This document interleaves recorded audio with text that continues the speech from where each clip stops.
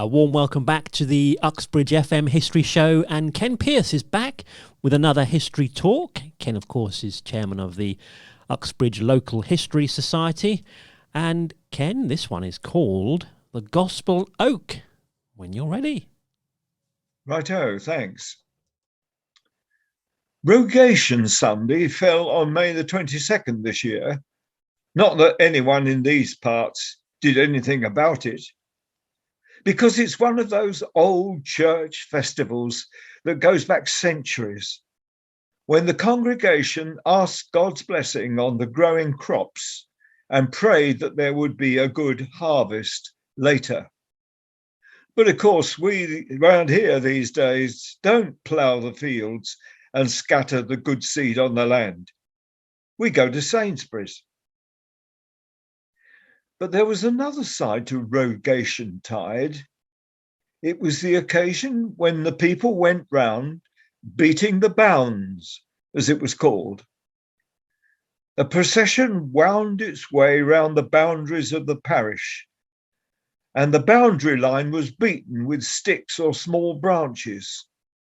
Of course, those were the days before ordinary folk had maps, and it was a way of making people know the limits of their parish. It was the church who offered help and support in those days in times of need. But of course, it was important to know which parish you lived in. We may not observe Rogation Tide anymore, but we do have a reminder of the time when local people did. And it's a tree in Swakeleys Road, known as the Gospel Oak. Not far from the Uxbridge end of Swakeleys Road is a distinct dip in the ground opposite the end of Woodstock Drive.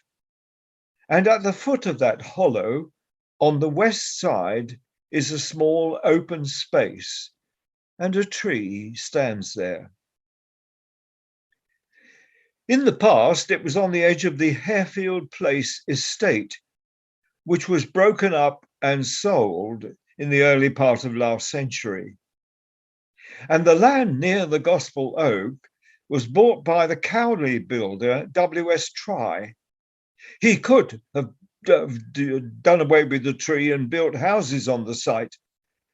But when he discovered that that historic tree was there, he donated the site round it to Uxbridge Council.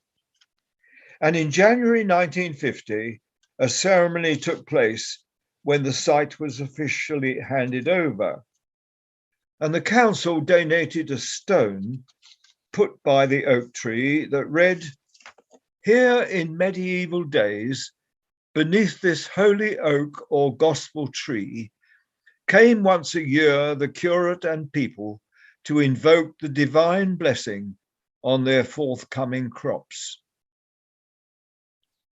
Since 1950, the very ancient oak that stood there has died, and initial attempts to replace it failed, but the Borough Council have persisted, and hopefully the present new tree will survive.